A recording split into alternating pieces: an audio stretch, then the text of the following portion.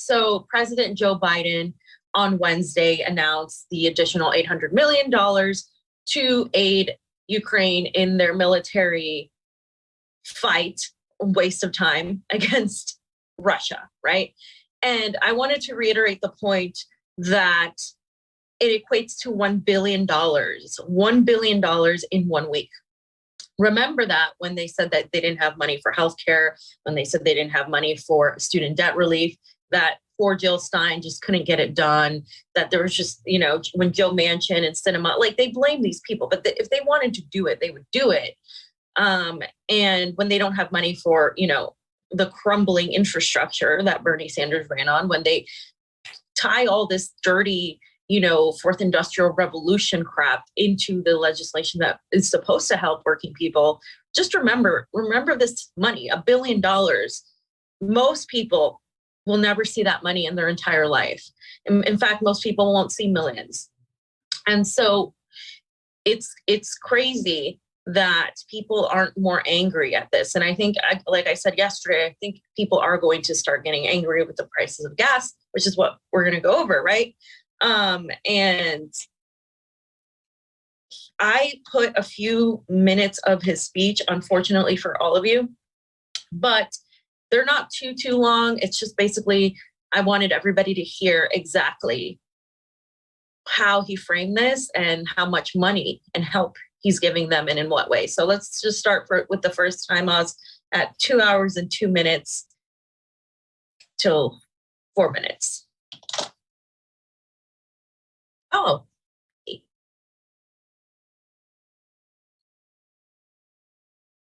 Hi. Hi. Can you hear me okay with my? They're an outrage to the world. Yes, I can hear you. So we're going to play these two clips and then I'll bring you on, okay? And our determination to make Putin pay a very heavy price. America is leading this effort, together with our allies and partners, providing enormous levels of security and humanitarian assistance that we're adding to today, and we're going to continue to do more in the days and weeks ahead. We're crippling Putin's economy with punishing sanctions that's going to only grow more painful over time, with the entire NATO and EU behind us and many other countries. What's at stake here are the principles that the United States and the United Nations and across the world stand for. It's about freedom. It's about the right of people to determine their own future. It's about making sure Ukraine will never be a victory for Putin, no matter what advances he makes on the battlefield. The American people are answering President Zelensky's call for more help, more weapons for Ukraine to defend itself, more tools to fight Russian aggression. And that's what we're doing. In fact, we started our assistance to Ukraine before this war began, as they started to do exercises along the Ukrainian border, the Russians, starting in March of last year. We took the threat of Putin invading very seriously, and we acted on it. We sent Ukraine more security assistance last year, $650 million in weapons, including anti-air and anti-armor equipment, before the invasion, more than we had ever provided before. So when the invasion began, they already had in their hands the kinds of weapons they needed to counter Russian advances. And once the war started, we immediately rushed $350 million in additional aid to further address their needs. Hundreds of anti-air systems, thousands of anti-tank weapons, transport helicopters, armed patrol boats, and other high-mobility vehicles, radar systems that help track incoming artillery and unmanned drones, secure communications equipment and tactical gear, satellite imagery and analysis capacity. And it's clearly helped Ukraine inflict dramatic losses on Russian forces. On Saturday, my administration authorized another $200 million to keep a steady flow of weapons and ammunition moving to Ukraine. Now I'm once again using my presidential authority to activate an additional security assistance to continue to help Ukraine fend off Russia's assault. An additional $800 million in assistance. That brings the total of new U.S. security assistance to Ukraine to $1 billion just this week. Okay. I know that was painful.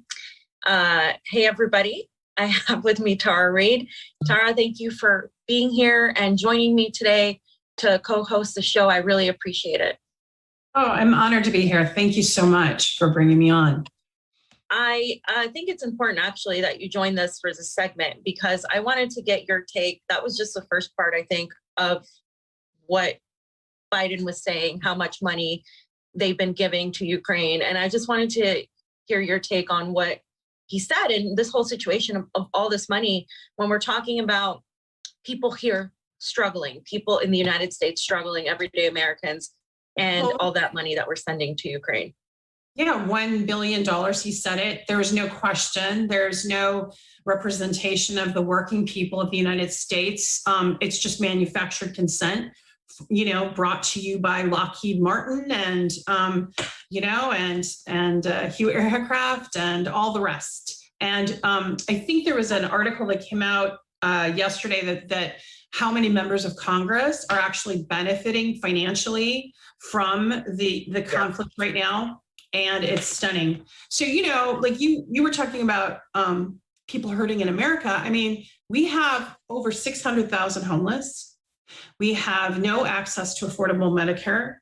No domestic policies were furthered by Joe Biden, even though the Democrats had the House, the Senate, and the White House. There's been no help for the working people, no student debt relief, nothing. So it's stunning how they can throw $1 billion towards weapons, although they call them defensive weapons, they're weapons nonetheless, to harm, and yet they can't help, our American citizens. And they are not even hiding the fact that they want to destroy a sovereign nation, Russia, which I find deplorable and unacceptable. And I don't think that the average American citizen really is grasping the weight of all of this and how this is going to affect generations to come. Yeah, I don't think they are, especially the younger generations that, they're being influenced via TikTok. And now the State Department is trying to influence how they TikTok and giving them talking points, which is, it's crazy. But another thing that he mentioned is that they've been giving help to Ukraine before, Putin invaded, which kind of shows you that Putin invaded or Putin went into this operation for a reason, because they're admitting they were backing Ukraine for a long time. There's a lot of historical context when this thing is discussed that is left out. And the moment you point it out, you're a Putin puppet, you're somebody, and we're gonna talk about your censorship and all of that. But that is all part of this. And the other part is that we're an empire, right? Because you said, why don't they, give us money, the working people money? Why don't they do something about what the situation here? And it's because they're an empire. We live in an empire. We don't live in a democracy. I think Niko posted something today. We have Biden as the president. We have Speaker Pelosi as Speaker of the House. You have just a bunch of people in Congress that don't do anything. And, we wonder why this country is in the situation it's in. And later on, we're going to show a video of Putin addressing the illusion about the United States. We're no longer this sort of, city upon a hill. We're that whole, the American dream is in shambles. Right. And the American dream is really for the elites and always has been, and just the way America has dealt historically with indigenous people that lived here and the massacre that happened is indicative to how our history going forward. But to your point, as I was contributing op-eds to RT, and I also had a podcast hosted, produced by RT. I hosted it. I created it. I was never directed what to put, in any of my content. It was all my self-creation. But now, RT has been banned in Europe and censored here and removed, my podcast along with Lee Camps was removed from Spotify and Google. And unceremoniously, they didn't tell us why. And we're being censored. So you were talking about the Putin speech that you have. I have been trying for a day to try to just get a translation of what President Putin of the Russian Federation was saying yesterday. We can't even access a world leader's speech. That's how censored we are and how unfree we truly are. Yeah. I mean, it was a joke, but somebody had put that Google Translate will stop translating into Russian. And it was a joke, but I don't put it past them to do that because that's where we're at. Let's hear the rest of Biden's speech and then we'll talk about the rising gas prices because I have to talk about that. I mean, it's insane right now. It is insane, yeah. Unprecedented assistance to Ukraine. It includes 800 anti-aircraft systems to make sure the Ukrainian military can continue to stop the planes and helicopters that have been attacking their people and to defend their Ukrainian airspace. And at the request of President Zelensky, we have identified and are helping Ukraine acquire additional longer-range anti-aircraft systems and the munitions for those systems. Our new assistance package also includes 9,000 anti-armor systems. These are portable, high accuracy shoulder-mounted missiles that Ukrainian forces have been using with great effect to destroy invading tanks and armored vehicles. It'll include 7,000 small arms, machine guns, shotguns, grenade launchers to equip the Ukrainians, including the brave women and men who are defending their cities as civilians, and they're on the countryside as well. And as well as the ammunition, artillery, and mortar rounds to go with small arms, 20 million rounds in total. 20 million rounds. This will include drones, which demonstrates our commitment to sending our most cutting-edge systems to Ukraine for its defense. And we're not doing this alone. Our allies and partners have stepped up to provide significant shipments of security assistance and will continue to help facilitate these deliveries as well. The United States and our allies and partners are fully committed to surging weapons of assistance to the Ukrainians. And more will be coming as we source additional stocks of equipment that we're ready to transfer. Now I want to be honest with you. This could be a long and difficult battle, but the American people will be steadfast in our support of the people of Ukraine in the face of Putin's immoral, unethical attacks on civilian populations.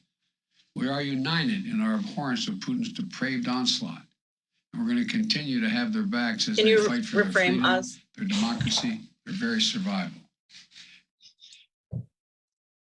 Okay.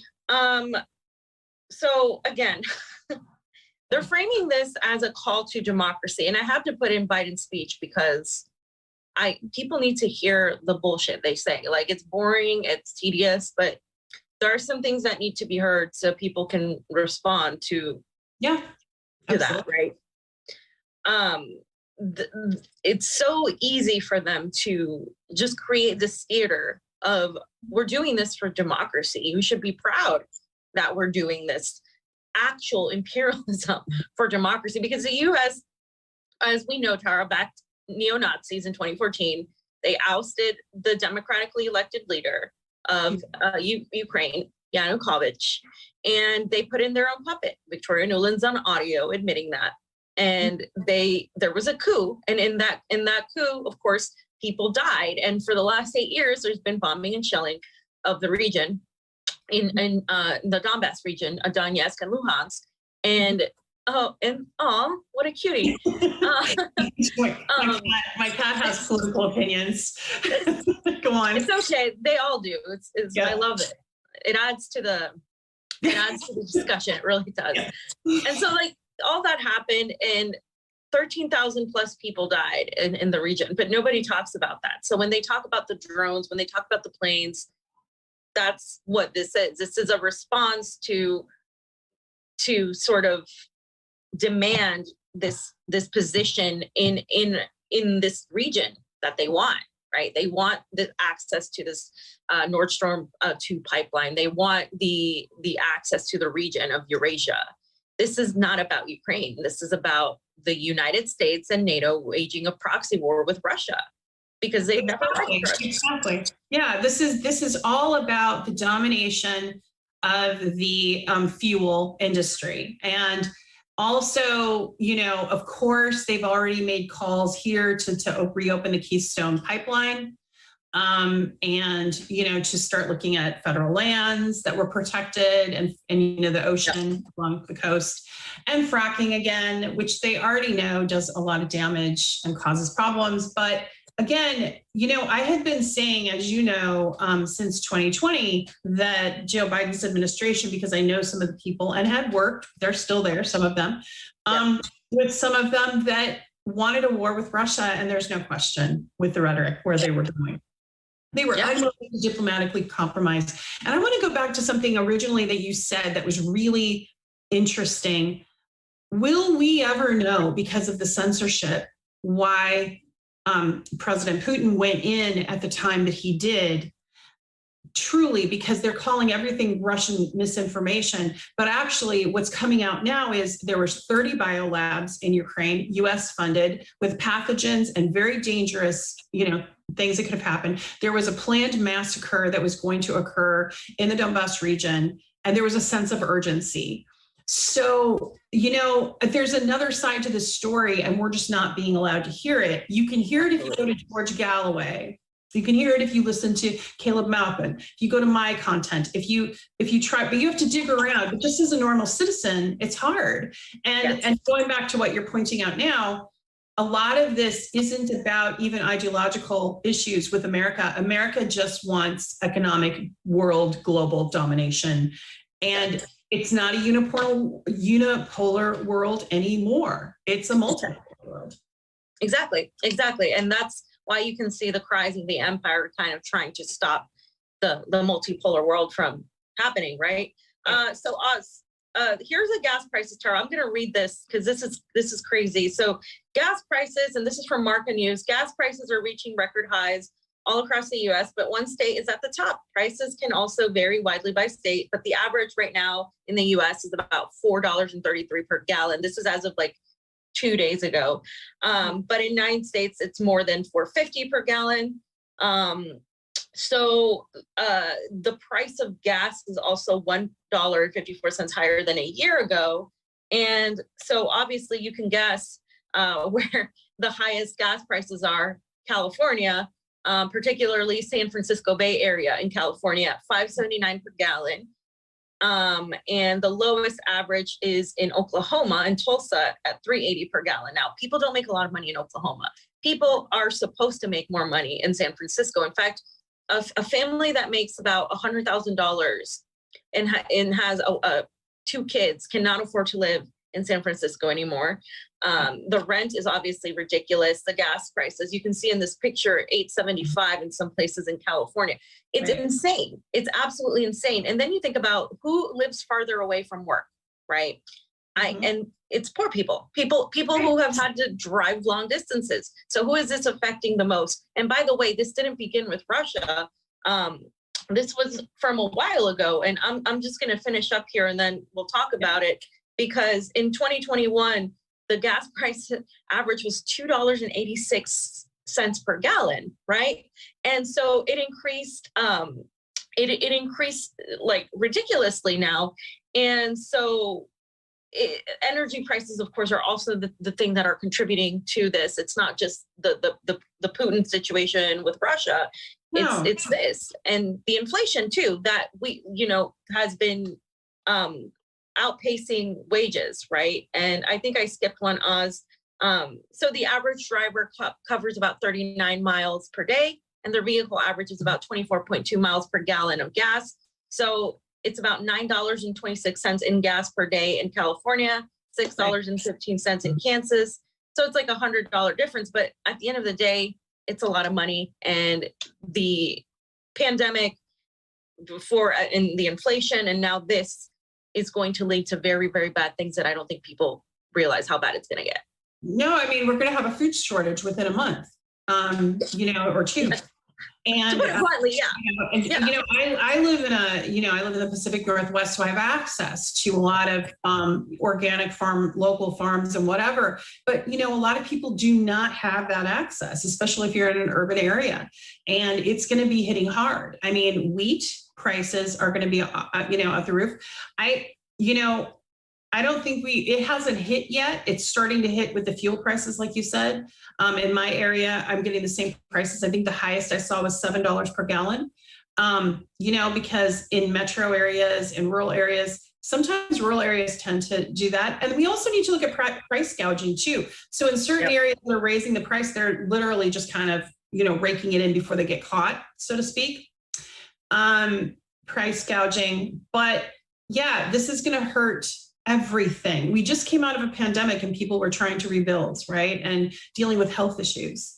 And we don't even have, and we're just kind of coming out from a lot of small businesses that were shut down and unable to function. And now they're not going to be able to get the supplies they need to function. So it's a mess. And they were talking about putting sanctions on China because they were siding with Russia, I think that would be the death toll. They would be so dumb. It would throw us into an unprecedented recession that I don't think. Absolutely. Already they're talking about dumping the dollar and we're seeing the effects. Yeah. Because the dollar doesn't hold the power that it used to. That's what's happening. Yeah. Wait, and I don't know if it's even reversible. And I have to ask you, because you're watching this along with me, what are the elites' plan? What is the game plan? What is the end game? Because it seems like they're heading us towards World War III, which is no one wins. Everyone loses. I mean, there's no, you could be one of the few people left in a bunker, but do you want to live like that? Exactly. What is that? Yeah. And that's something that I would love to discuss further when we get into the World Economic Forum and all of these issues. Because if you've been paying attention, I didn't put it in the folder this time, but if you've been paying attention, Tulsi Gabbard has been speaking a lot against this war. And if you notice, they took her and Putin off the World Economic Forum website, which is interesting because that's one of the criticisms people had of Putin. They have of Tulsi that they were still involved in that because it's basically a bunch of billionaire oligarchs planning how they're going to control the world. It's not a conspiracy. That's what they do. They literally talk about how we're going to deal with overpopulation, how we're going to deal with this, in the environment and all of that, and how they've manipulated environmental issues to try to get so much money out of the activism without actually doing anything. And they're privatizing everything, right? And the whole motto of it is you'll own nothing and you'll love it. And you can go back and find articles about this because they plainly admit it. And I think that's what it is. I think that's the game plan, is to make the American people, or the people, not just American, of the West, entirely dependent on the government. And that's not communism. That's not, but that's how they're framing it. They're like, oh, that's how the right frames it, right? These are all like, this is communism. This is communism. No, it's fascism. It's authoritarianism. It's fascism. It's because we're not in control.